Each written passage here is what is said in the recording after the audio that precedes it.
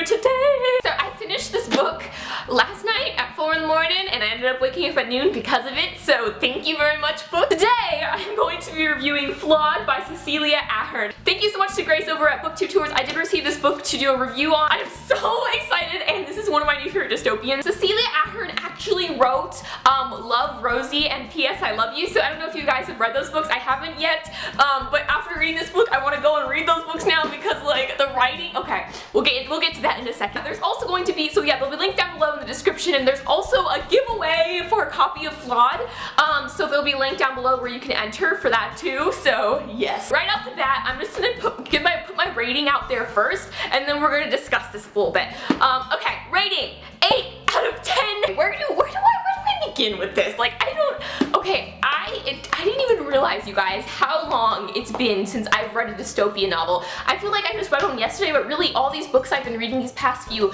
months have been either fantasy or contemporary, and this book reminded me why I love dystopian books so much. Last thing before we get into the review, I just want to say, like, this is the first time me and the character in the book almost have the same hair. Can you see that? Can you see? Love it. I don't even know where to start, but I'm gonna try to summarize this book for you guys in the best way possible.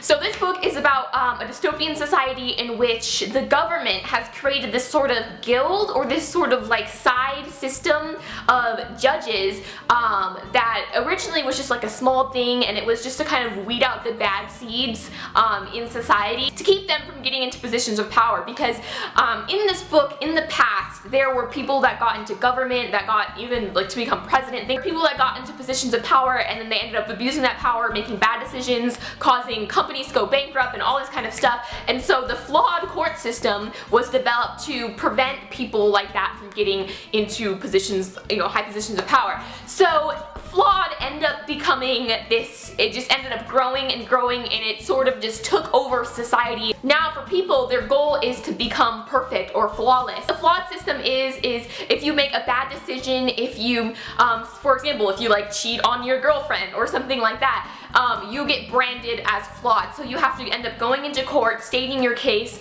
and depending on what you did or what your lapse of judgment was. For example, if you lied, you have to get a brand of an F that looks like this. It's like an F like this. You have to get a brand on your tongue.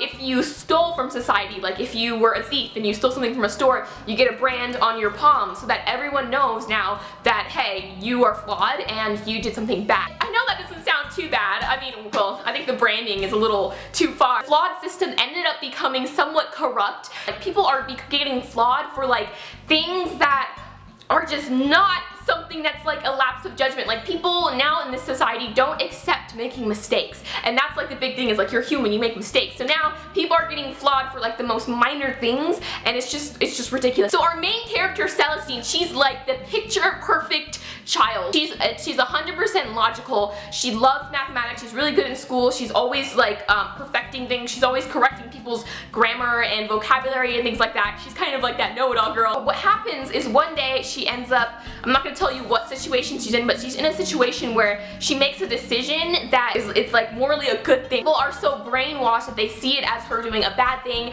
and now this perfect girl ends up having to go to court and might get branded flawed. So it sounds like a simple story, but there's so much that happens and I don't want to give it away. When I first started reading this story, I'm just like, wow, I'm like, I hope I never live in this society. And it was good at first, but then about like almost maybe like 70 pages in, I felt like it was getting a little predictable, but I'm like, you know what, I'm gonna keep reading, but then all of a sudden, like out of nowhere, 100 and I don't know exactly how many pages in, but like something happens that I did not see coming at all. I'm like, what? Oh my god. And then I just had to keep reading, and I'm just like, oh my god. And then after like you get to the halfway point in the book, it is literally just like conflict after conflict after conflict, and it's just like left and right, people are deceived.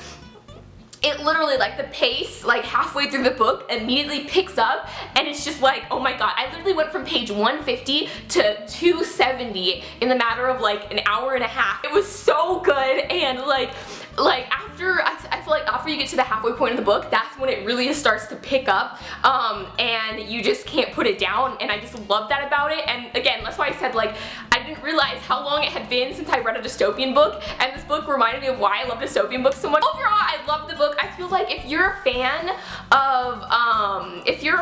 of, say, like Delirium by Lauren Oliver or books like that, then I totally recommend this book to you. Thank you guys so much for watching. Until next time, keep reading, and I'll talk to you guys later. Bye!